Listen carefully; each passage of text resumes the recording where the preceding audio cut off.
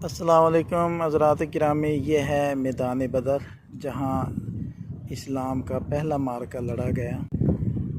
अगरचे अब तो ये छोटा नज़र आ रहा है क्योंकि काफ़ी वक्त गुज़र चुका है, कुछ आबादियाँ भी हो गई हैं। तो ज़ाहिर बात है एक बड़ा मैदान था जहाँ ये मार्का लड़ा गया।